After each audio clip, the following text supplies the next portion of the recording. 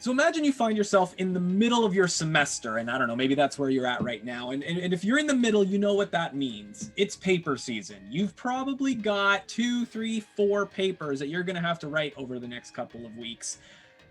And probably at least some of them are going to be research papers. You know what those are, those big, scary papers where you have to go into articles and books and find information that other people have written and try and incorporate it into your own ideas and thoughts.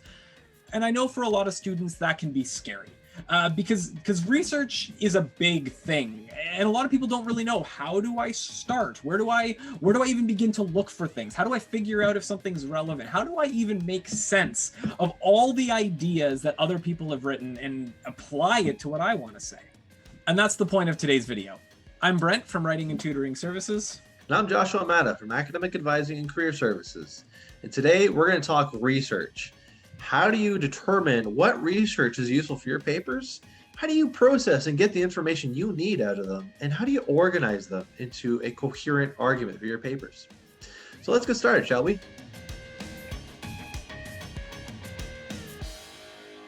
So you've got your research assignment and you're ready to start. Let me give you an approach that's designed to get you as much research as possible, as quick as possible. What you want to do is download far more sources than you're ever going to use or ever going to need for your assignment. I know that sounds crazy, but this is just going to be a start. What we're going to go through is an assessment process to figure out what's good and what's not. But before I begin, let me just say that I'm not going to be showing you how to find good sources. I'm going to show you what to do once you've found a list of search results. If you want more help with finding good search results and how to use search algorithms well, I highly recommend that you book an appointment with the library or give them a call sometime, because they'll be able to walk you through all the tools and resources that are available to you and really help you up your game for getting good search results. So you've done some searching and you got a couple thousand search results. The question is, what do you do with these now? Well, honestly, the first thing to do is simply read the titles. See what is even remotely relevant to what you're doing or what's just simply interesting to you. From there, we want to open up the file and read the descriptions, the details that are there for us. For example, in this EBSCO article here, we can see that there's the citation and publication information, but there's also the abstract, sometimes called a summary.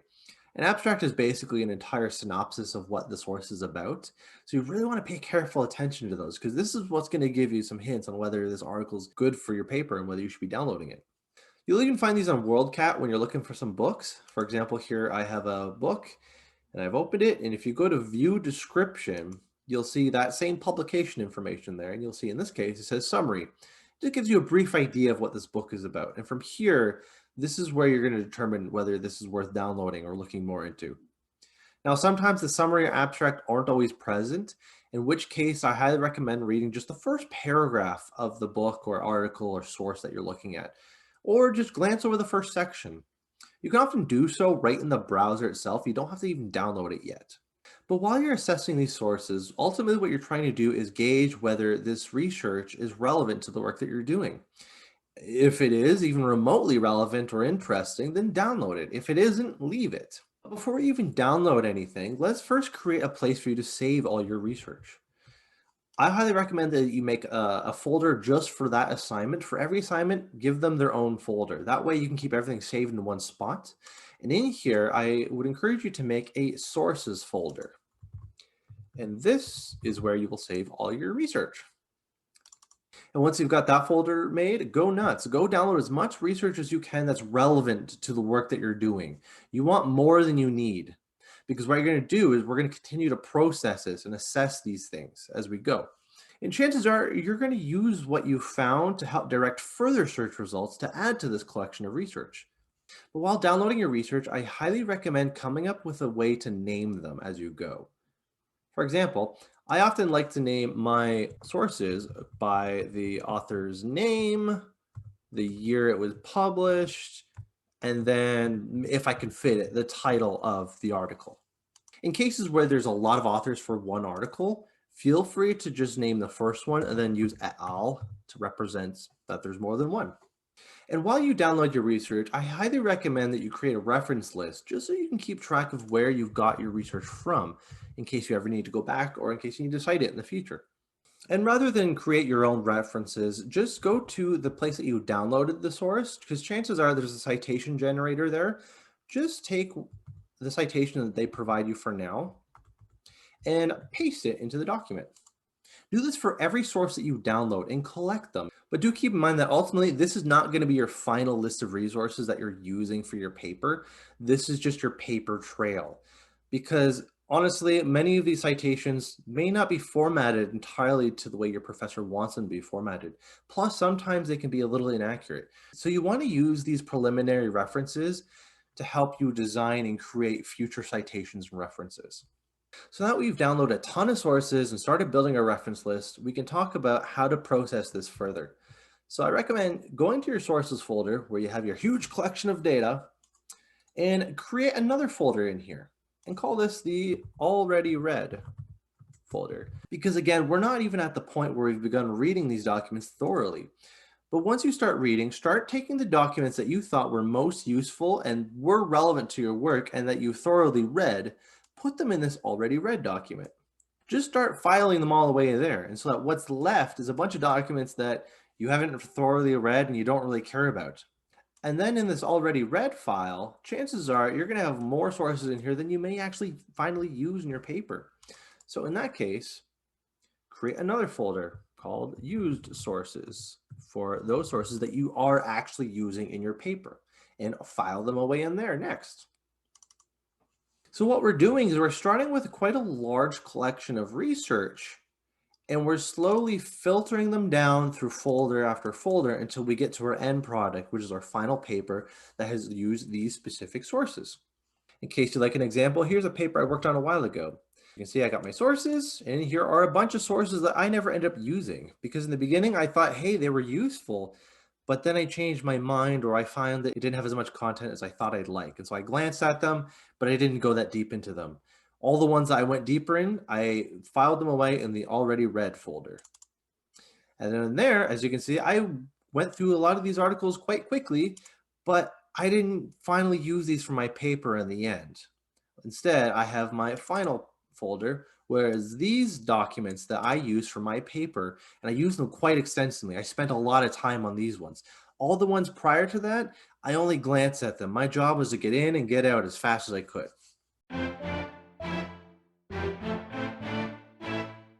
All right, so now that you've collected several research articles, chapters of books, maybe even some ebooks, and you've organized them into some folders, let's talk about how you can actually do research now. How do you process all that information you've collected? Now, there's many ways you can do this, but I'll give you my approach. My approach is to look for the structure or skeleton of each writing to determine whether you want to read it, how far you want to read it, how deep you want to go with it. So to show you my approach, I'm going to use this article here called Superheroes, an Opportunity for Pro-Social Play. And to begin to use my approach, let's go to the first section of this article. For my approach, we begin by looking at the first paragraph and last paragraph of a section. Feel free to pause here if you want to give this section a quick read, but I do recommend that you read just the first paragraph and the last paragraph. So now you've read this, what you'll see is this first paragraph basically lays out the dilemma. The dilemma of superhero play being problematic, but it also seems to have some useful characteristics. And then the last paragraph talks about how this article is going to find a way to explore a specific solution to this dilemma.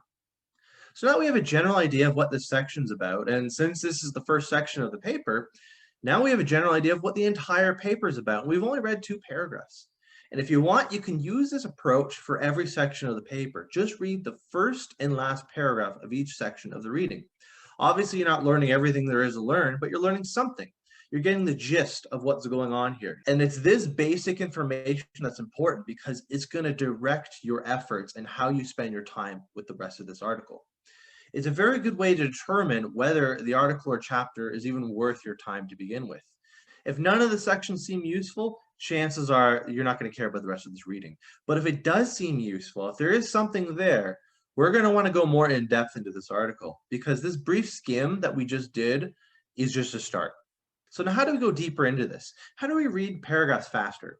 Well, just as I recommended you read the first and last paragraph of each section, we can also read the first and last sentence of each paragraph. This is because in a good paragraph, the first sentence and last sentences generally encapsulate the main important points of the entire paragraph. As you can see in my example here, my highlights are mainly just the first and last sentences. I'm keeping them very basic. I'm highlighting the very essential parts of those paragraphs, which happens to be the first and last sentences. However, do note that I'm not highlighting the entire sentence. I'm only highlighting the key words that can help me understand those paragraphs. This is to help me quickly understand the gist of the article when I come back to it in the future and decide to use it for my paper. You'll also notice that what you can do is highlight just enough of the text so that those highlighted words combined give you the gist of what's being said in the paragraph. For example, in my first paragraph here, I have it highlighted, superhero play has long been thought of as violent. However, it is an avenue for healthy emotional development. As you can see with my highlights, I only highlighted the essential words. I cut out all the extra words that are just descriptors or just more specific context that help flesh out that sentence. And you can do this with every paragraph too. It'll help make the skeleton or structure of the paper really pop out, as you can see in my example here. However, you also notice that there's a fair amount of highlights there, and it can make it very difficult for your eyes to track and make sense of the information as we're going through this article. So if necessary, what we can do then is chunk the information together. You can do this in many ways, but one way I like to use is to make brackets that chunk the important information, as you can see here.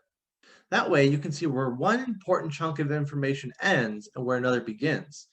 And there's many ways you can do this, but it really will depend on your device and the software you're using.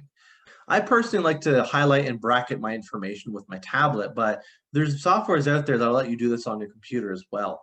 As a last resort, feel free to print out your article and do this by hand too. That can really help as well. And the neat thing about bracketing and chunking information like this is that then you can then star or label the most important chunks of information so that you can use it later in your research. Of course, this approach isn't specific to online articles or ebooks. You can do this with physical copies of books, even if you don't want to draw or highlight in the book itself. Just get some sticky notes or bookmarks. Be creative. There's lots you can do to mark out the most important pieces of information in the article.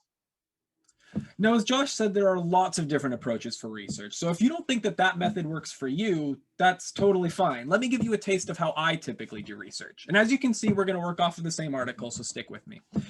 So after you've narrowed down if a source is useful, you've gone through like the introductions and the abstracts and all that, it's time to actually get into the research itself.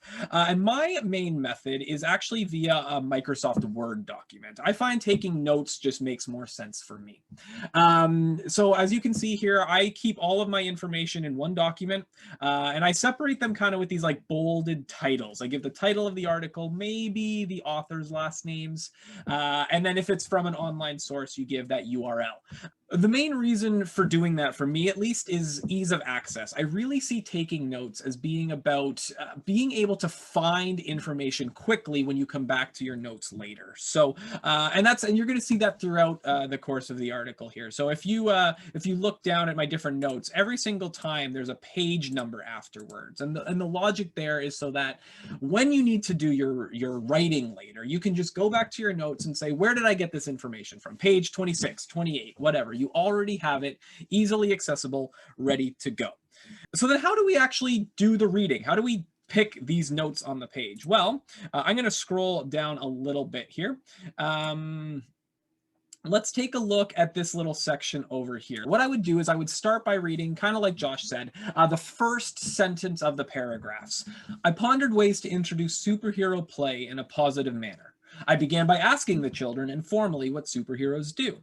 I used circle time to formally introduce superhero play. So right off the top, we have an idea already of what the author's trying to communicate.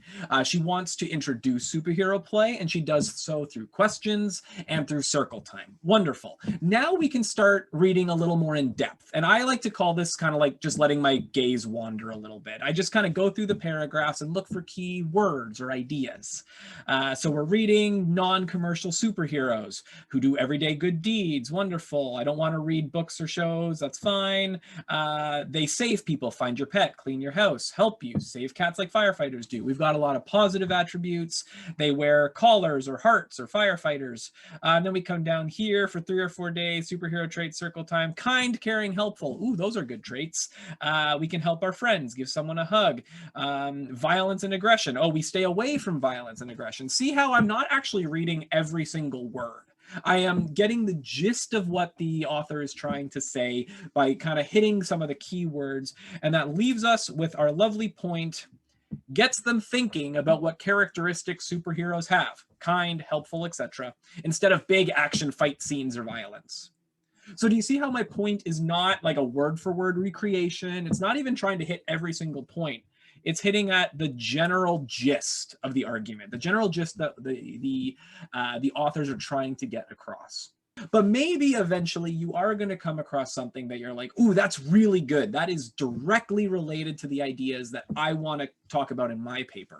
In that case, you're going to want to copy and paste directly. So let me take you to the bottom of the article here. You'll notice this is actually the first highlight I've done in the article. I'm not really big on highlighting, but if something is really good, I'll be like, ooh, yes, take that for future reference. But this from here till the end of the paragraph, I found super helpful. So in my notes, I actually copy and paste the exact wording. I put it down on there. And when it comes time to organize my notes later, when it comes time to build my paper and to write up what I want to say, the thing I'm going to focus on are those quotations. Because as helpful as kind of these like point form notes are, they aren't really relevant to what I want to talk about. They're just giving me a context so that I remember what the article's about. But these quotations, the one on 31 there, and on page 28 here with the bold, and on page 27 here, those are the ideas that have really stood out to me. And that's what I'm going to prioritize when I start trying to organize my thoughts. So just to recap then, the 3 main things that I do when I'm note taking. Step 1, you skim the article. You go through hitting the first sentences of paragraphs, and then you kind of just let your gaze wander through. Then you kind of paraphrase notes for the bigger concepts, the general context. And then finally, for anything that's super specific and directly related to what you want to talk about in your paper, that you do by directly copying and pasting the words onto a document. And you focus on that later when you're trying to organize your thoughts. Now, Josh, would you say that these are the only 2 ways that people can do research? No, of course not. I think there's many ways that people can go about doing research, and ultimately it's going to depend on your personality. For example, I am definitely a more neurotic and systematic person, so I like my systematic approaches to breaking down articles, and it just works very well for me. Yeah, meanwhile, I've got like notes all over the place. I'm just following like the order of the article, and I'm like, for me, it's not categorizing, right? Like it's about just getting the information on the page and then organizing it after the fact. And I think that speaks a bit to learning styles, right? Like different people learn in different ways, and the way that you research and you get your notes on a page will affect that. So if you're a visual person, you might do a little more like what Josh did, where you're highlighting things and putting down stars, because that's what's going to get you to pay attention to it. If you're more of a kinesthetic person, maybe you actually have to like physically write it down instead of typing it out, because you're building those connections in your brain. So it's about narrowing down how you learn best and then applying that to your research skills. Mm-hmm. But as a general rule of thumb, you do kind of want to have a basic underlying system or pattern that you're following for when you do your work. And to find your own approach or find your own direction in your research, spend some time reflecting on past experiences. Think of those times that didn't go so well, where it was very frustrating, you felt a sense of stress, or it felt like it was taking a long time to do just one reading, or you weren't getting anywhere. Or on the flip side, when something goes well for you, when you find that style of doing research that fits for you, keep on doing that. There's value in repeating things that work well. For sure. And ultimately, you're going to experiment and try new things. Me and Brent didn't get to where we are today just over a few months. We've been doing this for years, and we've developed and honed our skills and tried new things. So feel free to borrow some of the ideas that we've presented in this video. Visit Writing and Tutoring Services. Talk with the writing consultants there. See what they're doing. What works well for them, what doesn't work well for them. by all means, go to counseling services, take some personality inventories, learn more about yourself. But remember, at the end of the day, the goal of researching and note taking is to gather information in a way that makes it easy for you to organize and find it and use it later in your paper.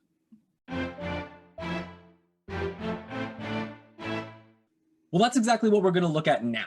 How do you take the research you've done, the notes you've taken, the highlights, the annotations, all of that? How do you take it and consolidate it into a clear and coherent argument in your paper? Well, there's a variety of things that, go into this process, but the first thing you want to recognize is what role research plays in a paper. So John Goshert has a really great quote about this. He writes, effectively incorporating sources shows your active participation in the academic conversation surrounding your research. Whether you agree or disagree with sources, using their ideas, language, and points of view supports your analysis and makes your responses credible. I'm going to stop there.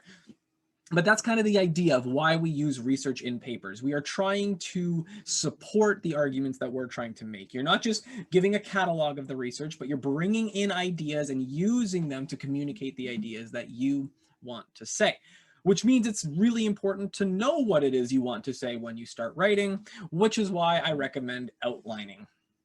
Outlining is essentially just mapping out your structure in advance. There's nothing like strange or magical about it. It is simply just putting all the ideas together before you start writing so that you can figure your ideas out. And there's a variety of reasons why this is helpful, because it organizes your thoughts, for one. Organization's big. If you know your ideas are in the right places, it's going to make it a lot easier to write. It also ensures a consistent flow to your argument. There are times where if you just kind of like are writing on the fly, you're just going to be taking in information wherever you can. But outlining it makes sure that there is a logical flow from one idea to the next, and one quote and one paraphrase to the next, so that you've clearly communicated your argument. Outlining also helps eliminate irrelevant information. The reality is, when you do research, you will probably at least once jot down an idea that you think is going to be relevant. And then as you've kind of figured out your ideas in your head, you realize, actually, that's not all that important to my argument after all. And that's fine. It is okay to have your argument change or shift from your original ideas. In fact, that's good. That means you're learning. But what you don't want to do then is just throw the information in anyway. If it's not relevant, exclude it. And an outline is really good for recognizing that before you start writing. And finally, outlining helps you avoid getting lost in your thoughts by trying to figure out what you're trying to say as you write. I know that some people are able to just sit down and write a paper and go for it, but I know in my experience, it's much easier to actually plan out in advance, figure out where the direction you're going so that you're not changing course halfway through the paper and suddenly talking about something totally different. So how then do you actually go about building an outline that's going to effectively work for you? Well, just like with research, there's no one right way of doing this, but let me give you some tips that I've found that are useful for building an outline. First, go through your notes. And by that, I mean go through your research, go through those highlights and those annotations, go through the notes you've taken. And really what you're looking for is patterns. What are similarities and differences between ideas? How can you group information together? Maybe you have 4 points on one topic and 7 points on another topic. That's great. Group those things together and combine those ideas into these broader categories. So recognize that it might not be as simple as like this little tiny idea that you're combining. You're looking for larger scale at this point. How are there patterns in the ideas or similarities in the ideas that you can put together? And then once you have those groups, start looking for connections between the groups of ideas, no longer the individual points, but those groups of ideas, because those groups are essentially your paper sections, your 2, 3, 4, 5 supporting arguments, the bigger ideas that support your big idea that is your thesis statement. And exactly what connections you draw between those groups of ideas, those categories of ideas, is going to depend a lot on what kind of paper you're writing, what kind of information you're looking up. But typically it's going to follow one of the following 4 structures. So first, we have chronological order. This is great for like history papers or something where you have to track the growth of something over time. You start with the beginning, then you move to the middle, and then you end with the end. You don't want to start at the end of the thing's lifespan. You start at the beginning. And maybe at the end you are, though, hinting at the future. What does this mean for down the road? Second is cause and effect. This is looking at how sections build on one another, how A leads to B, leads to C, leads to D, and so on. How does one group of ideas cause the next group of ideas? And as you can see from our diagram here, it's not always as simple as A leads to B, leads to C. Sometimes A has two effects. There are two things that A causes. In that case, tackle B first, then tackle C, and then move on to how both of those cause D and keep going. You might also look at your distinct supporting argument structure. This is something where each of your groups of ideas don't have a connection between each other, but they all point back to that thesis statement. And you're going to write your paper accordingly. So you'll look at group of ideas A, then section B, then section C, and then constantly be drawing the idea back to the thesis, trying to always show how these different distinct ideas prove the main argument you're trying to make. And lastly, you might try compare and contrast. Compare and contrast is essentially similarities and differences between ideas. Now, sometimes that will mean you look at all the similarities first and then all of the differences. But sometimes, or maybe all the differences first and all of the similarities. But sometimes it's actually still going to make sense to organize it topically. So you look at like topic 1, and then you compare the similarities and differences between A and B. Then you look at topic 2. And then again, we look at similarities and differences between A and B. Topic 3, similarities and differences once again. So there's a little bit of variety here, but the idea is, again, those similarities and differences are the key thing you want to get at.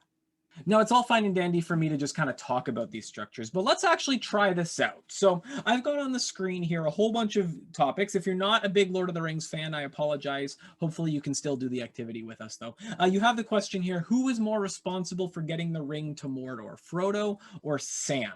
So based on all the information we have here and the 4 different structure types we talked about, chronological, cause and effect, distinct supporting arguments, and compare and contrast, I want you to see if you can figure out what is the best organizing structure for this, and how could we organize these points into a coherent outline. So I'm going to let you pause the video, take a few minutes, figure out the best structure, and then see if you can organize it into something that makes sense. All right, so I cheated a little bit because there was one step I actually didn't tell you to do, but maybe some of you caught it. You'll notice that there are 2 points here about Boromir attacking Frodo and Gandalf taking 17 years to research the ring that don't seem to really fit with the rest of the topic. So in this case, we remove them. They are not relevant information for the argument you're trying to make about the responsibility of getting the ring to Mordor. Now, knowing that, let's look at what I pointed out as the possible structure. So I've got here mainly a distinct supporting arguments idea, but with some compare and contrast for some of the points. Ultimately, my thesis is that Frodo, while he was the one tasked with taking the ring to Mordor, there's no way he would have done it without Sam. So Sam is really the more important one. And I'm not going to go through all the details, but you'll see that I've organized it in 3 points. Gandalf, who did he choose? He chose Frodo, and yet he specifically made sure Sam came along. When we look at the actual journey, yeah, there's a lot of emphasis on how Frodo failed time and time again, but Sam was the one who really persevered and got Frodo to the end. And then, of course, how they treated Gollum was there the pros and cons of how they viewed him. Now, your outline might have looked very different than mine, and that's okay, because maybe you organized it according to a different logical structure, and that's totally fine. But the key is the logical structure. Remember, the entire point of outlines is to organize your research. All those things we talked about at the beginning of the video, about how you find good sources and how you do research effectively, you do that because it's in service to the argument you're trying to make in your paper. And that means that you need to organize that research into a clear and coherent way, into a logical structure that is going to best present your argument to your reader. And that is really how you take researching to the next level. So that's it for today. We hope this video has been helpful for you. Research is tough though, and we know that. But hopefully with these tips and tricks, you'll find your assignments a little bit easier this semester. And if you're ever looking for help finding good research sources, feel free to contact the Tyndale Library. They can give you tons of advice for finding all the research you need for your papers. So set up an appointment or give them a call sometime. And speaking of appointments, as Josh said earlier, we would be happy to sit down with you at Writing and Tutoring Services as well. We love to take like papers in progress and research that you're still trying to sort through and help you come up with a coherent argument that's going to effectively communicate your ideas. So please set up an appointment with us. We'd be happy to work with you. But that's all for today. Thanks so much for joining us. We wish you all the best as you write your papers and hope to see you soon. Take care.